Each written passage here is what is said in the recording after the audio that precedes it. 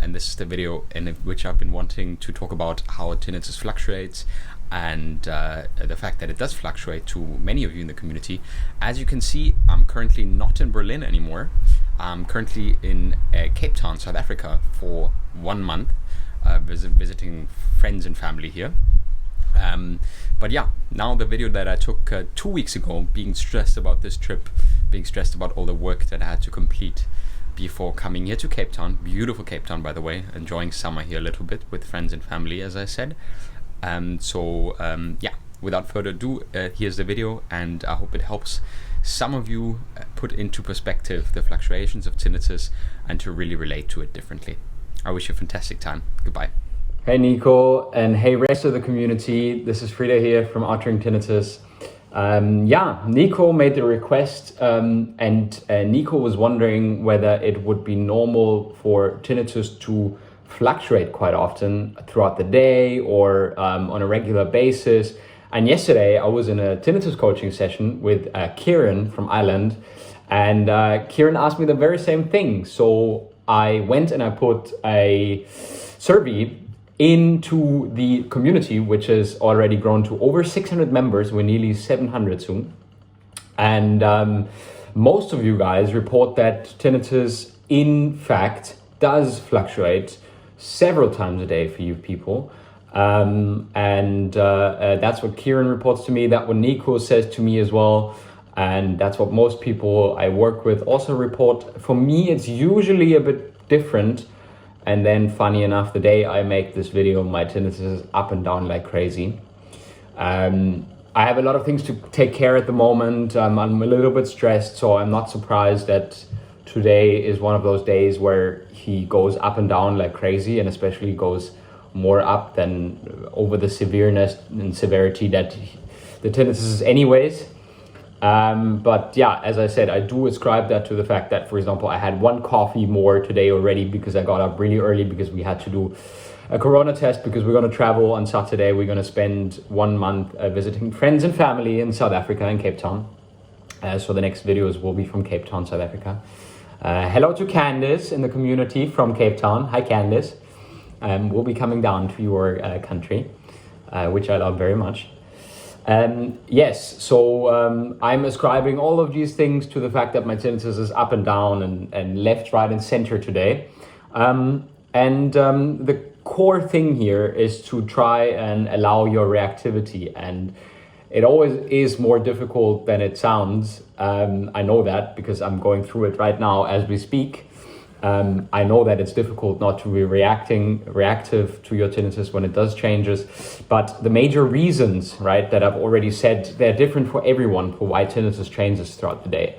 So some people react sensitive to caffeine, some people react to sports, to doing sports, increasing blood flow. Some people react to it because of sports, because of tension in the neck and back, or because of sitting at the desk at a hunched position the whole day. Right? So all these kind of things, they do contribute to the fact that tinnitus is fluctuating throughout the day. Similarly, that the cycles of wakefulness and tiredness that you experience throughout the day as well. So we know that when you are tired, your brain is more perceptive to tinnitus, right? So it's more difficult to just focus on one thing and just to forget other things. And, you know, when you get into the zone, it's just much more difficult to do on a day when you're tired. And overall, just simply, we have these cycles in the day where we are, more energy prone, and then afterwards comes a time of resting again. So we have these 90 minutes and 20-minute cycles. So every 90 minutes, we have like a 20-minute cycle where we feel a bit more tired. And these cycles throughout the day, you can check those out. We extensively covered that in the podcast episode with Carl Paoli, the New York Times best-selling author. If you want, I can link the episode below.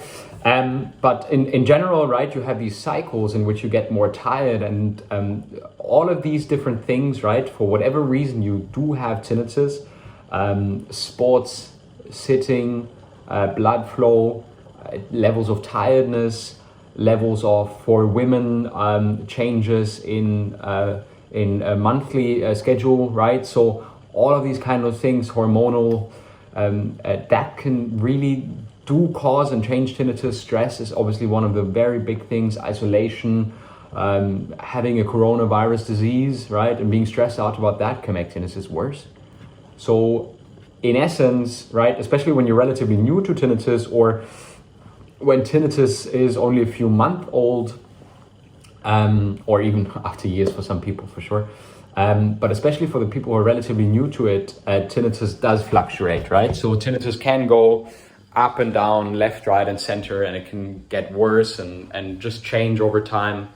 But you know what? The most important part of this, right? And this is what the tinnitus coaching process is also about, right? I said that in a session with one of the clients yesterday.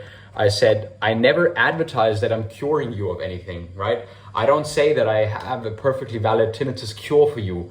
That's not what I'm offering. What I'm offering you is that we can build the kind of mindset, right, throughout the coaching process, that you subjectively don't react to tinnitus anymore, that tinnitus is present and that you experience tinnitus on a day-to-day basis, but that you're not bothered by it, that you don't have any kind of reaction in any negative way, right? Neither positive, right? You should also not, in the end, sit there and say, yay, I have tinnitus, right? That's probably very unusual as well. But the goal of all of this is to make a mental note, to tag your unconscious and to say, hey, tinnitus is not this dangerous thing. You can stop releasing these stress hormones and you can stop becoming more stressed when tinnitus is really disturbing you in that particular moment, right? And that really is my big promise. I use scientifically evaluated techniques for that, such as cognitive behavioral therapy and acceptance and commitment therapy. By the way, this is Boulders Beach in Cape Town, where the beach where you can chill with the penguins. So my wife is super excited to go there. I've been there before because I did my master's studies in Cape Town. But she's super excited. She's from Colombia and she hasn't been in Africa before. So she's very excited about our trip. So am I, of course, to see friends and family. But yeah, so to be really honest with you, these techniques work. I've worked with over 70 clients. If you guys are interested in finding out more and getting exclusive videos to what I do, then get my free tinnitus emergency PDF, sign up to mytinnitus.club where you get all the resources, or simply request a discovery call with me where I explain how the whole coaching the process works in a 15-minute call with me. You can access that as well. Nico and Kieran and all the other ones from the community, I hope this video was helpful for you. The next one might already come from South Africa. We're traveling on Saturday, if the test is negative, hopefully. And yeah, until then, I'll be dealing with my tinnitus that's going up and down today. All right, guys, I hope you have a fantastic day and I wish you all the best. Until soon, goodbye.